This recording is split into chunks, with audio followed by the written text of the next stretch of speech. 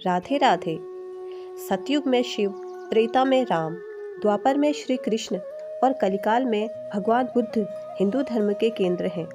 लेकिन श्री कृष्ण के धर्म को भूत, वर्तमान और भविष्य का धर्म बताया गया है। श्री कृष्ण का जीवन हर तरह शिक्षा देने वाला है। महाभारत और गीता विश्व की अनुपम कृति हैं। प्रत्येक मानव को इससे अच्छी शिक्षा का मार्ग मिलता है। प्रत्येक मनुष्य को इसे पढ़ना चाहिए।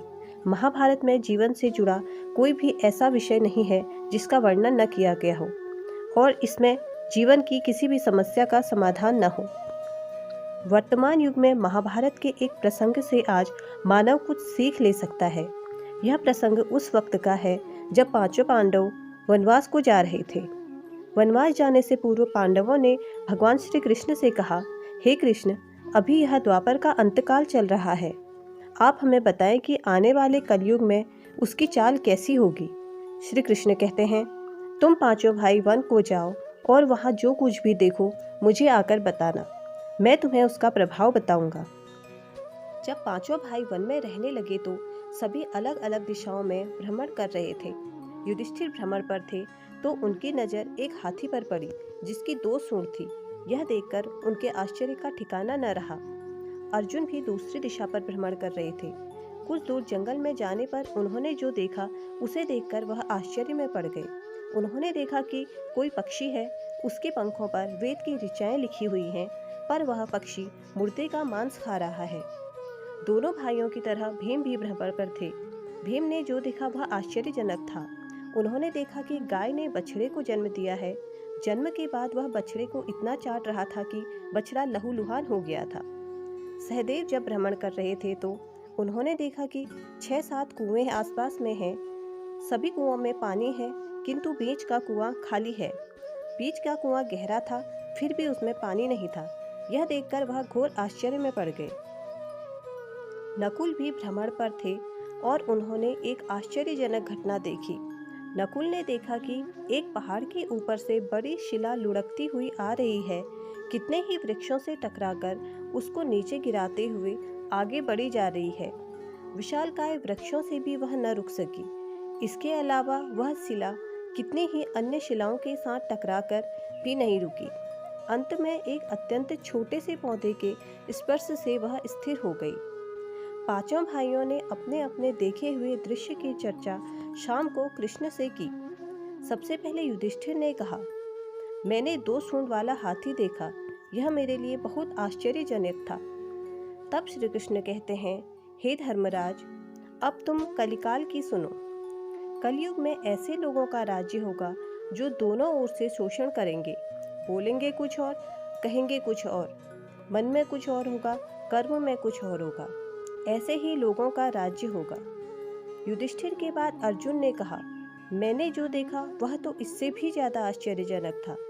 मैंने देखा कि एक पक्षी के पंखों पर वेद की रचाएं लिखी हुई हैं और वह पक्षी मुर्दे का मांस खा रहा है।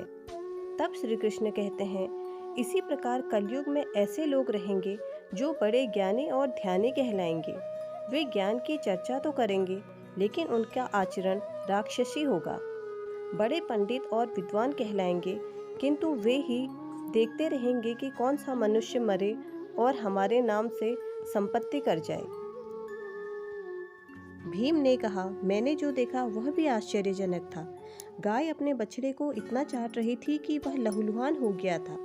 तब श्री कृष्ण कहते हैं, कलयुग का मनुष्य शिशुपाल हो जाएगा। कलयुग में बालकों के लिए इतनी ममता रहेगी कि उन्हें अपने विकास का अवसर ही नहीं मिलेगा। मोह माया में ही घर बर्बाद हो जाएगा। किसी का बेटा घर छोड़कर साधु बनेगा तो हजारों लोग दर्शन करने जाएंगे, किंतु यदि अपना बेटा साधु बनता होगा तो रोएंगे कि मेरे बेटे का क्या होगा। इतनी सारी ममता होगी कि उसे मोह माया और परिवार में बांध कर रखेंगे और उसका जीवन वहीं खत्म हो जाएगा।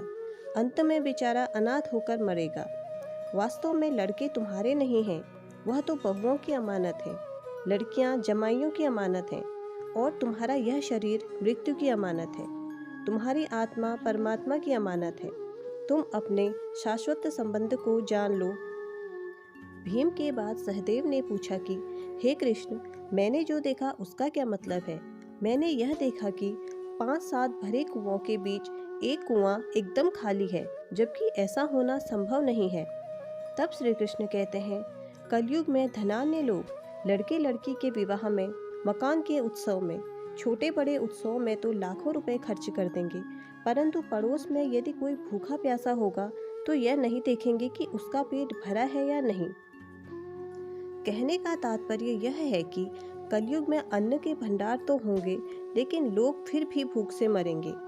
सामने महलों बंगलों में ऐशो आराम चल रहा होगा, लेकिन पास की झोपड़ी में आदमी भूख से मर जाएगा।